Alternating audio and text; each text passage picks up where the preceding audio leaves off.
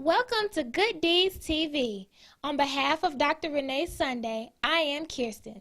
Today, our state will be recognizing the many achievements made by women's golf by declaring Women's Golf Day in Georgia. We also will be showing highlights from the formal dinner that took place later that evening at the Commerce Club. Please enjoy. Yeah. All right, so ladies, first of all, I have to say thank you so very much for joining us for the first ever Women's Golf Day in the state of Georgia. So, yay! So let me tell you why this is extremely important, and I'm holding this and I'll tell you about this in a minute. If you look at, you guys took selfies and you're going to get the picture and we're going to be on the billboard. Why this makes me extremely excited is because the way this picture looks is not what the golf course looks like. Like, it is totally different. And so for us to be here for the very first Women's Golf Day in Georgia, we're making history, okay? Just know that you are here in this moment, because once it grows and, you know, we become who we are, do major things, you can always look back and say you were right here in this historic moment. So thank you very much for being here. I am Patrina King. I'm the founder and CEO of Golf Women Mean Business, and I advocated for the resolution back in February. And so Miss Representative Sheila Jones is one of the co-sponsors of the resolution. Now, Park Cannon is the one that got it started. So we went and talked to Park Cannon, Representative Cannon, about, you know, this is what we want to do, this is why. Park is not a golfer, knows nothing about golf. In her mind, she was like, oh, nobody's ever going to, like, do this. But, you know, just send it to me, it sounds good. And she got on the phone and she was calling other representatives and said, you know, what do you know about this and that? Nobody knew anything. So she you know, pushed it along. I don't know the process, of course. We'll let Sheila tell us about that. But it was quick. Like, this resolution was fast. And she was, because you have to have your sponsor and then you have to have people to sign off on it to co-sponsor it, right? Okay, she was one of them. I mean, when I tell you we had this thing back in like 2 weeks, we were expected to be at least 6 months. So thank you very much, Sheila Jones. Yes, thank you. And I want you to, you know, kind of talk to us about what that process was like and what you were thinking when you decided to co-sponsor it. Yes, Park Cannon, Representative Cannon, came to me and told me about the golf day in Georgia for June 6th and asked me if I wanted to sign the resolution. And she said that someone told her that I played golf, and I told her, yes, I do. And so I was glad to sign on to the resolution, and I joined the organization this past Saturday, along with my guests that came with me. So this is an exciting opportunity, and I look forward to the organization growing, and I especially look forward to being just a part of it. Thank and you. What you can do for me and what I can do for the group and what we all can do together. Thank you.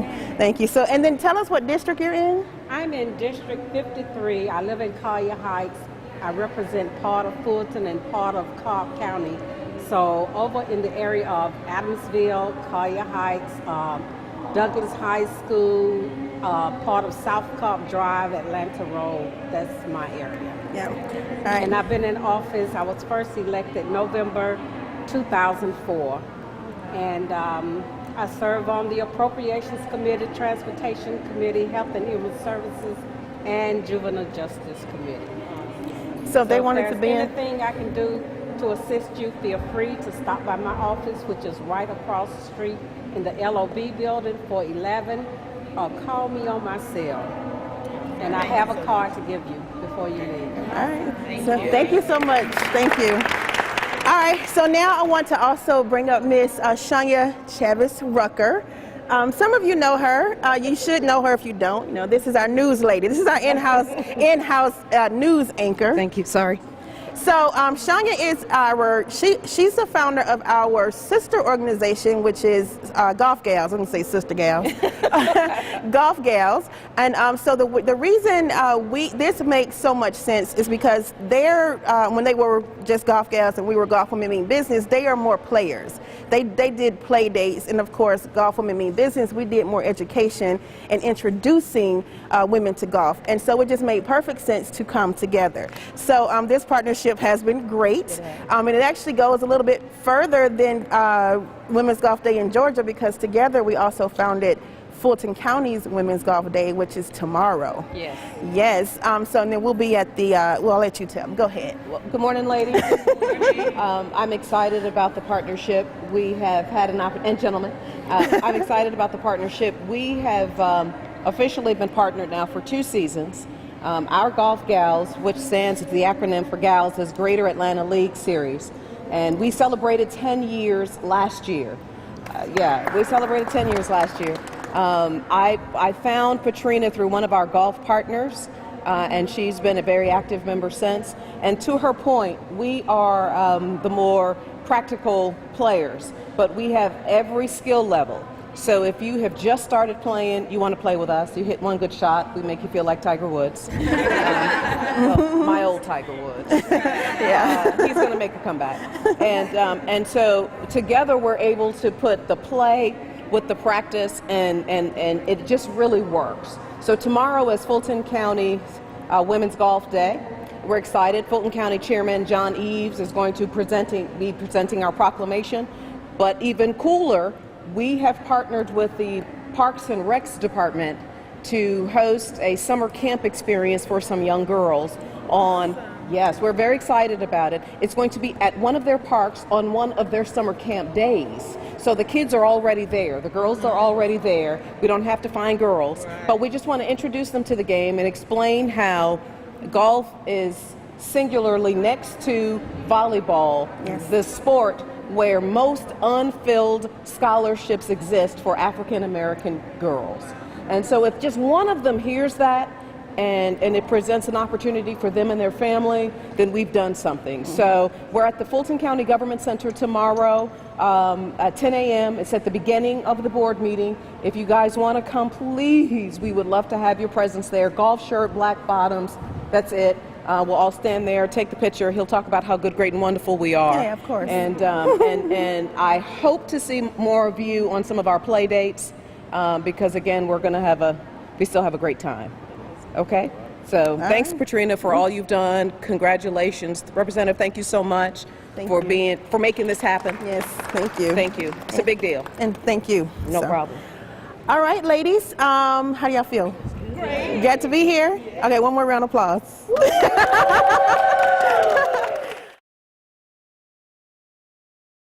So good evening, everyone. First, I just want to thank you all for having me here tonight. I am so excited to be here celebrating the first annual Women's Golf Day here in Georgia. That's really exciting. So to start, I'd like to tell you guys a little story about myself and my golf experience, and I'm sure it's a story that we all can relate to. So I am only 27 years old, but I've been playing golf for 22. I started, like I said, when I was 5 years old, and I took up the game because my mother, who was an elementary school principal and child psychologist for 30 years, knew that as a single mother, she could not afford to put 2 kids through college by herself. She knew that she would need help, and she knew that we would need scholarships. She also knew that at 5'4", I probably wasn't tall enough to be in the WNBA. She knew that I wasn't anywhere near fast or athletic enough to be FloJo. So after she did some research, she discovered that hundreds of girls' golf scholarships went unclaimed every year. And so she put us in golf. I should tell you that the same way that probably most of you felt about golf before today was the same way that I felt about golf for most of my childhood. I hated it. It was slow moving, it was quiet, it was really hard, and none of my friends at school were doing it. And so as a teenage girl, playing golf was about the last thing that I wanted to be doing with my time, Monday through Friday, and certainly not on Saturdays and Sundays. And so I wanted to, and I tried to quit many times. I remember one day walking into the kitchen, and my mom was sitting there. She was drinking her coffee and reading the newspaper, as she did every day. before we went to school, and she went to work.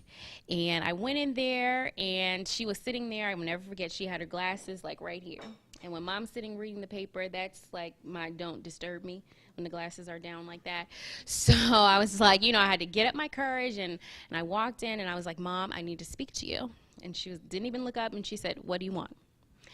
And I said, Mom, I've been giving this a lot of thought about who I am as a person and, what my purpose is. And I just don't think that golf fits into my life plan anymore, and I'm going to quit.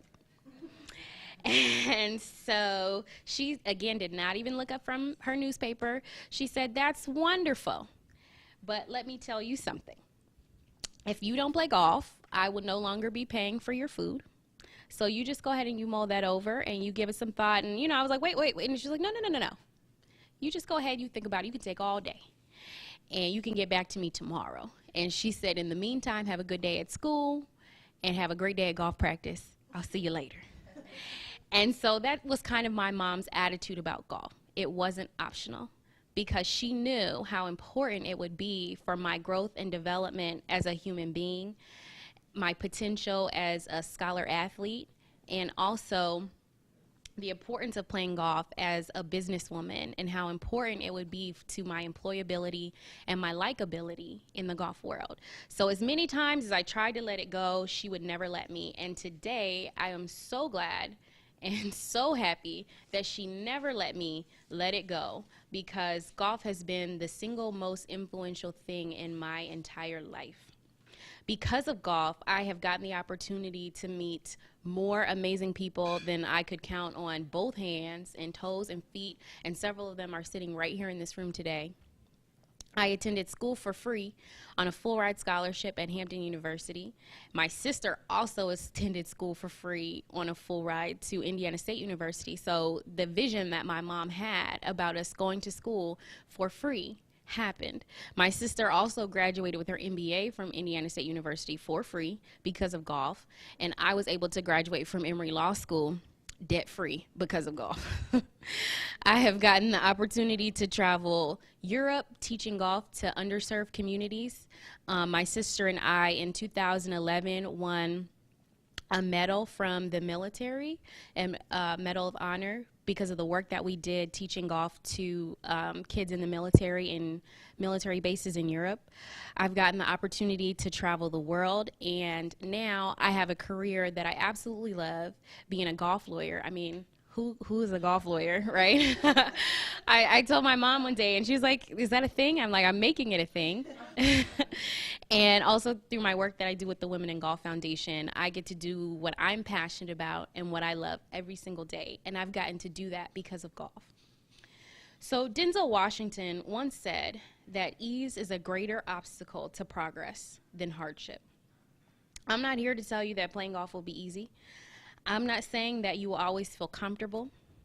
I'm not here to tell you that you will play amazing golf all the time, because if you think you will, trust me, you will not. Golf is hard, period. Golf as a woman is even harder. But I'm here to tell you that nothing great ever came easy. I'm here to tell you that the rewards for sticking with golf will be greater than you could ever imagine.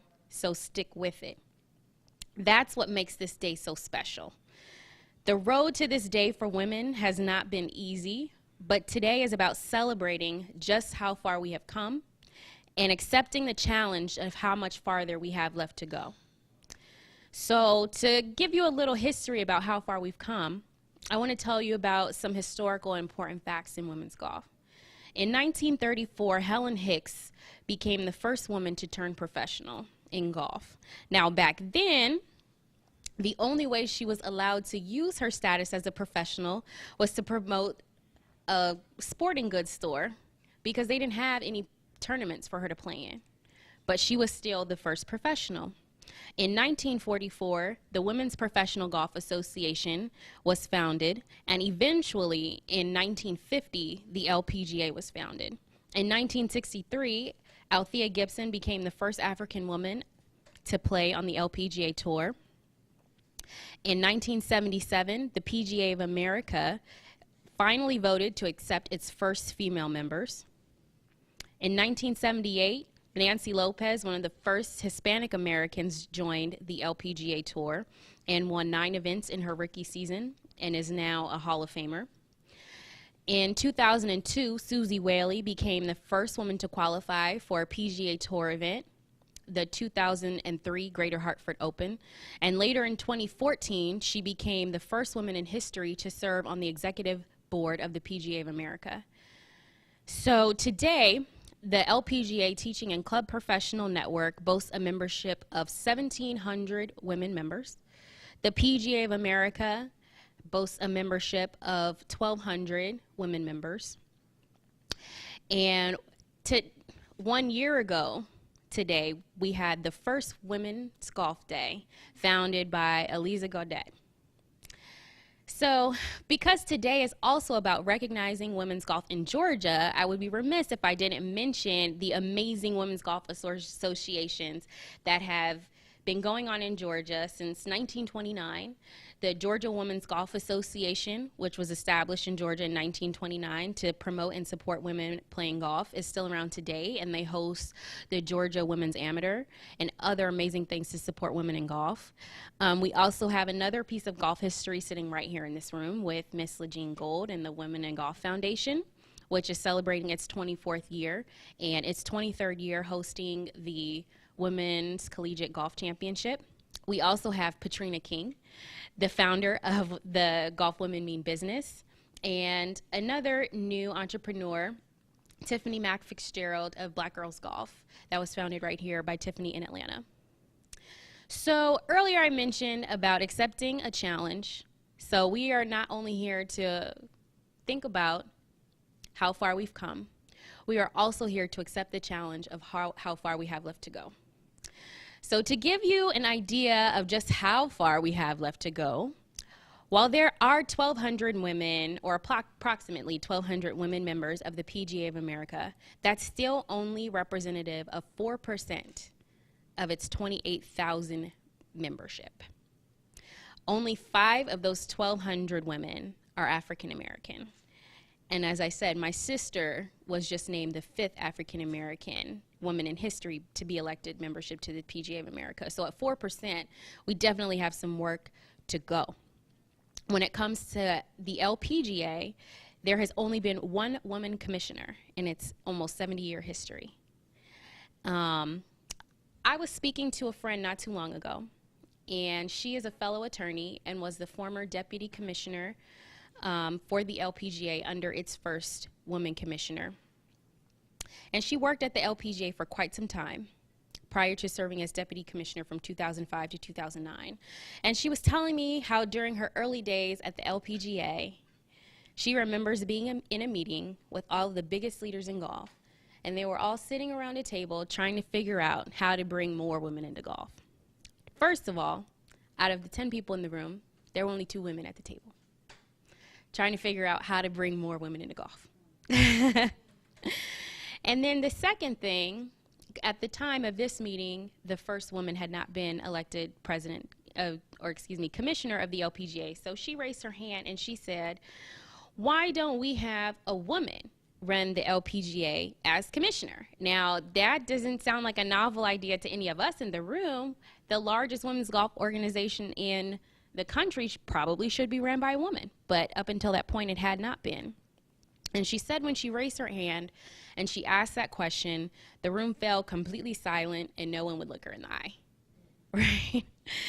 And she said, Judy Rankin stood up and simply stated, we, the golf industry, are not ready for a woman to lead the LPGA. What she meant was that the mostly male-dominated world of golf wasn't ready. But I think now, with events like today, the Women's Golf Day in Georgia and all around the world, we as women are telling the world that you may not be ready, but we are. All of us in this room are here because we are ready to accept the challenge of not only improving ourselves through golf, but improving golf through our presence. I said it once, and I will say it 10,000 more times because it's absolutely true. Golf is hard. And the road that we have left to travel may be rocky, but there is no greater gift, tool, or resource to get us there than golf. I hope that after today and my speech and the events, you all are inspired to continue using this gift and to give this gift to other women. I just want to thank all of you here today for coming and sharing in this moment and in this gift. And happy first annual Women's Golf Day in Georgia.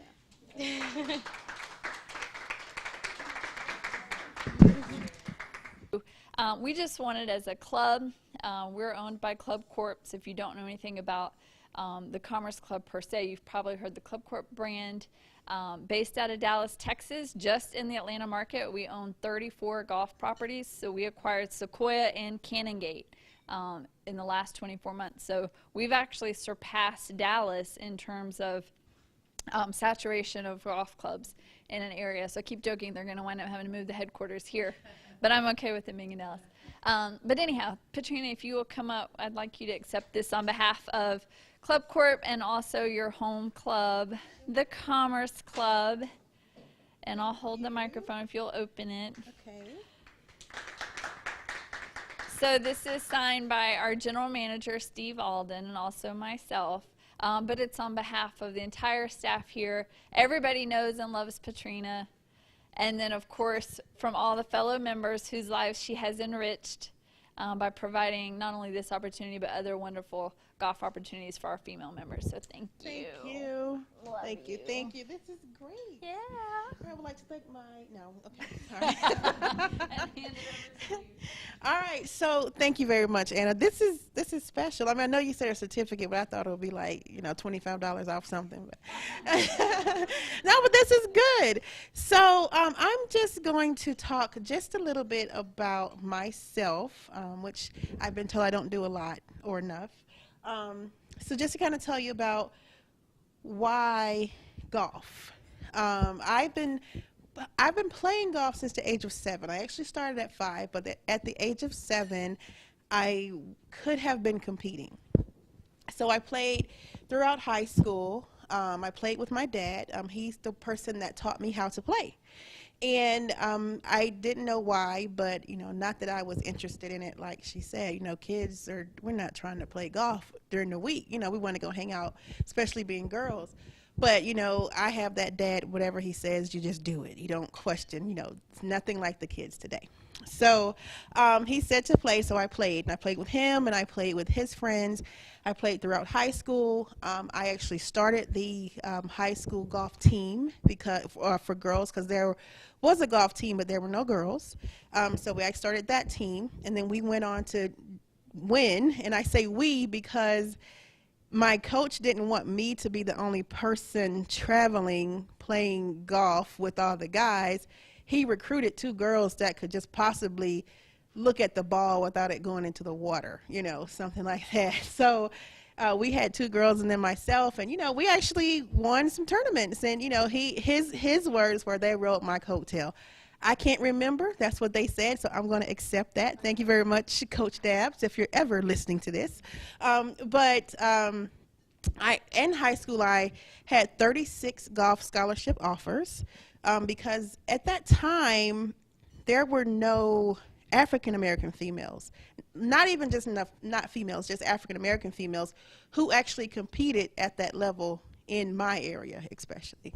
I'm not really sure about Atlanta. I'm from Eatonton, Georgia. It's a small town. We got like 2 lights. So still, I think it's like 2 red lights there still. But so I actually decided not to even go to college and use any of those scholarships. I went to college on student loans, and I'm still, paying for those. But we can have that discussion over drinks. But the reason I did not continue is because I did not enjoy the experience. I wish I had a sister, that played golf. I wish I had a girlfriend that played golf. I had my dad and his old friends and cigars and cigarettes and cussing, I had it bad for a while, but that's why I didn't, because the first time I got to say no, I said no. He didn't get over that until probably 6 years ago. Put it like this, I'm over 35 now. So, but yeah, you know, I paid my own way. He sure didn't help me with college. And, you know, so, but what happened is I put my clubs down after I graduated. I went to DeVry and Keller. And then once I got all, you know, my degrees and all that, I started my first business, which was a background investigations company. And so if you know anything about background checks, whenever you go to any major corporation, you have to have a background check normally. So I owned a company that did those background checks. And because of the level of people I needed to meet with, I couldn't go to your average networking meeting. Hence why I joined the Commerce Club back in the day. It wasn't that long ago, but you know, that's why I joined. Because going and switching cards and talking about multi-level marketing wasn't getting me any business for background checks. So where did I need to go? Golf course. I knew how to play golf, had it in my back pocket. So I started getting back out there, and I was hanging out at the golf course. And I finally landed this meeting with the guy here in Atlanta. He's the CEO of one of the major networks around here. I won't say the name, but it's kind of, you know, not far. But he, you know, did 9 holes with me, and it was great. You know, I was like, all right, finally got this. You know, if I get this account, I can retire in like 7 years. It was just that good, right? So I did the 9 holes with him, and I beat him really bad. It was, and I felt like I needed to do that because I was young, female, and an African American. So what I found out is when you do that, people don't talk to you anymore. He never talked to me again, and I didn't get the business, of course. You don't beat the person if you want them to write a check. Let's just say that. So that's where I learned the difference between competitive golf and business golf. Now, that's the thing my dad never taught me. My dad, to this day, is competitive, super. If I say, Dad, let's go out and just have 9 holes, he's trying to beat me, like now. I mean, it's terrible. He's fussing at me if I don't do certain things, which takes me back to not even want to play again because of that. So he was nice about it. I mean, he congratulated me on my game, but I really learned at that point, you know, mulligans are the world, you know, and what a mulligan is a do-over. I didn't let him do any do-overs. I needed him to count all of his penalties because I needed him to know, you know, if I were to run your account, I'm not going to cut any corners. I'm going to do it correctly. So I thought it was a test, but it wasn't. He was just trying to get to know me, and I was beating him down bad. So I blew that account. But the good thing that came out of that was golf women mean business. It was very hard, you know, not hard, but it was because I grew up and I have a golf culture, you know, fabric or whatever. Getting to the course and meeting people was not hard for me. But the average female who knows nothing, or the average female who's in corporate or owns a business, she may not be as confident to go out and just meet people if she needs to get business. And so I was like, well, it's hard enough for them to get out here, and then I just blew this opportunity because of this. Let me make sure I help other women not do what I just did. So that's really where Golf Women Mean Business was born. So that's my story. I have no choice but to stick to it. And I'm very thankful. We've been in business 3 years. I don't get to play as much as I used to. I compete sometimes. I turn it on and off, but you know, I can do either or. So if you don't know how to play, I'm patient. If you do know how to play and you want to step it up, we can go there too. We can go there. But so yeah, that's my story. But I do want to, before I leave, I do want to read the actual resolution that we have for Women's Golf Day in Georgia. So it's House Resolution 300. So the resolution is recognizing June 6th as Women's Golf Day in Georgia and for other purposes. Whereas golf education companies, club managers, teaching professionals, and amateur associations in Georgia work together to promote the game of golf by enhancing access to golf and raise public understanding and appreciation of women's contributions to the state's business and golf communities. And whereas Georgia is one of the largest golf states with more than 110 golf communities and has a golf economy of approximately $2.4 billion, creating about 57,000 jobs and $1.5 billion of wage income. And whereas Georgia has played host to LPGA tournaments won by Annika and Hall of Fame golfer Nancy Lopez, which we learned she was the first Hispanic LPGA player to win on tour. Is that correct, Legine? Nancy Lopez, she's the first. Okay. All right, whereas golf players practice courtesy, perseverance, and respect for their fellow players, and these principles and behaviors have positive effects in every aspect of life, and in our situation will be in business too. Whereas playing golf helps family members maintain a healthy lifestyle with benefits including but not limited to burning up to 1,000 calories by walking from 4 to 8 miles per game, reducing stress and lowering cholesterol. Did you know you can burn that many calories by walking? Yeah, I never walked. I graduated from high school and didn't walk again. So, whereas this day celebrates the talented and visionary women and organizations in this state that have inspired other women to participate in the sport, such as Patrina King, founder and CEO of Golf Women Mean Business, Onita Castillo, Class A LPGA teaching professional, Heidi Mitchell, Class A LPGA teaching professional, and Elizabeth Clarkston, PGA golf professional, and golf associations such as Sugar Creek Women's Golf Association, Black Girls Golf, Executive Women's Golf Association, and Women in Golf Foundation. Now, therefore, be it resolved by the House of Representatives that the members of this body recognize June 6, 2017 as a Women's Golf Day in Georgia in concurrence with National Women's Golf Day. Be it further resolved that the Clerk of the House of Representatives is authorized and directed to make appropriate copy of this resolution available for distribution to the public and the press. That is the resolution. So this is the actual founder and president of Women in Golf Foundation, as she said, and she's 20 plus years in this. Like, I'm going to be like her when I grow up. So Thank you, Patrina. Yeah. I would just like to take the opportunity to congratulate you, Patrina, specifically for having the vision to want to see this be a special day in Georgia, because it's been a vacant spot. I think nationally we're doing better, but to see it in Georgia just fills my heart. So congratulations. I'm very proud of you. And, you know, having done this for 23 years, it's a joy to see the Patrinas of the world now. Because for so long, I talk to her all the time, and I tease her about the differences in our age and the fact that she's doing what she's doing. Because for so long, I felt very alone trying to really push hard for women and golf.